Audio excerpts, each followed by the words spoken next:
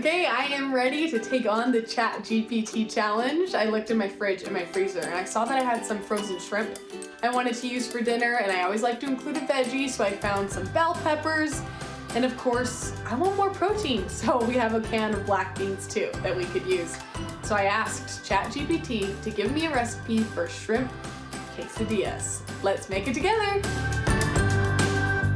Okay, it's a shrimp quesadilla recipe. AI created it. Studio 5 producer Harlee Frodsham made it, and she's going to show us how to make it today. This is not your first time, sister, using ChatGPT. No, it is not. So I use it all the time because I'm a simple cook. Like, I don't know how to make steak dinners. I know how to make quesadillas. Yeah. And what I love about ChatGPT is it gives you simple instructions. And what I need to know is how to spice things, what marinade to use. And that's what it'll tell me very quickly, very simply. Now, in this situation with this recipe, you had the ingredients, you had the shrimp, so you told it specifically, help me make a delicious quesadilla. Yes. Are you always asking for a specific recipe, or sometimes are you just throwing the ingredients out there and letting it tell you what you want to have for dinner? Exactly. I do both. Okay. Or sometimes I'm like, oh, I could make this, but I just need a recipe to show me how. I don't want to dig through Pinterest right now for maybe something that's out of my comfort level. Yeah. And so I can do that, or I can just say I have shrimp, I have beans, what should I make? I am like giddy to try this. How did these turn out? Oh, they were delicious. Okay. They were delicious. Me and my husband ate them and they were very, very yummy. Okay. So first, the main thing about this recipe, everything else is pretty self-explanatory. Yeah.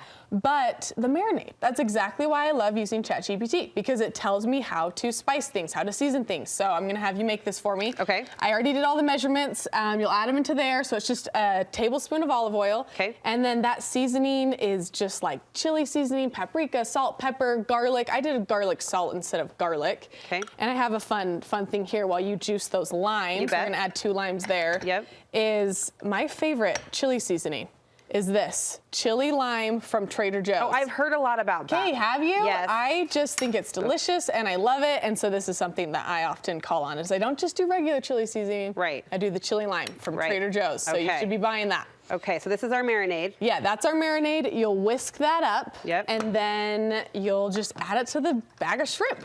Bag-o shrimp. Bag-o shrimp. Oh, and something that I learned about shrimp is I just recently started using it because it's a good protein. I don't reach for shrimp a lot. I'm actually impressed you had shrimp. Okay, yeah, so we do it a lot. It's a good little protein. Sorry, I'm putting you to work here while I just chit-chat. I love it. But it is so much easier to cook when it's not starting from frozen. Okay. It is just hard when it's starting from frozen, so it's smarter move if you buy the frozen shrimp from Costco. The thought. To defrost it, yeah. Okay, all right, all right. So yeah. How long does it sit? Overnight, 15 minutes, whatever you want. Whatever you got. It could be either one. So other than that, we'll just make our quesadillas. So here's some finished shrimp that I have. Yes. And I'll start with the cheese and that too. So you can start with some cheese, and obviously the cheese would be melted in, you know, real world. Yeah.